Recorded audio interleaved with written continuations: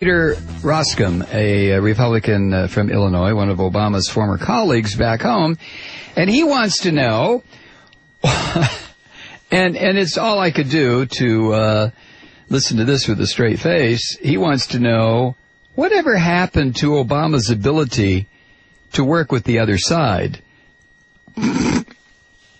Mr. President, Peter said, when you were a state senator, you took on some very controversial subjects, death penalty reform. You and I worked together on that. You took on ethics reform.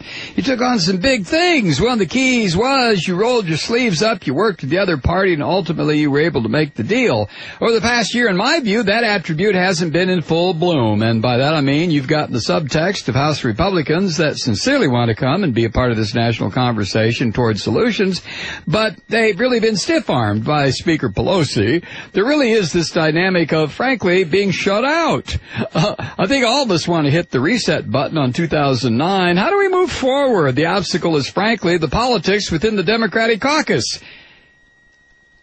Peter, maybe the difficulties that you notice from Obama is the difficulties that comes from trying to work with a group of crazy people in a bipartisan fashion when they said you're a communist antichrist who want to force grandmas to commit suicide. Maybe that has something to do with the difficulty, Peter, in trying to work with you people.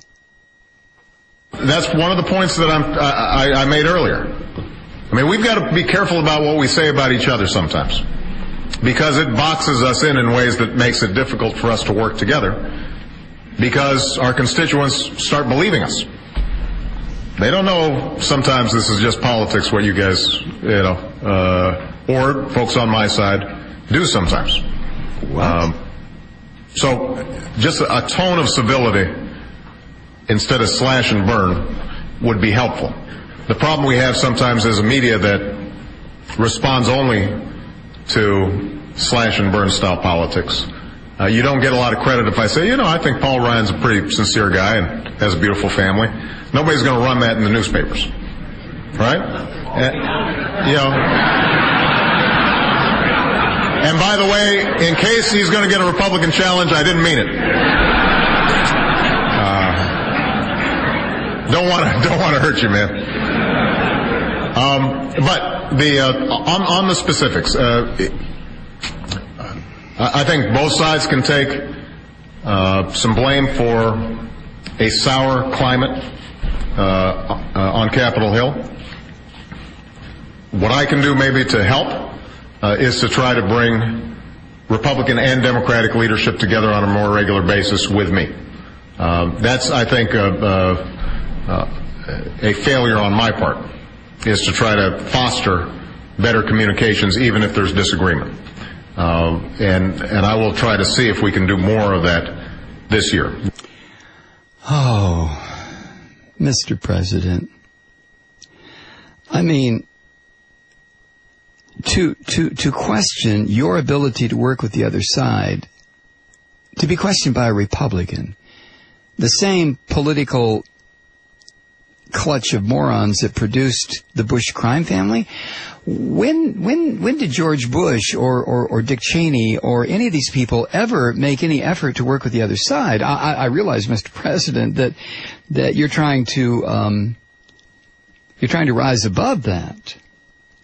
But when you have a question that comes from someone, a question that is based in either deliberate misdirection or obvious idiocy, why do you try to answer sincerely?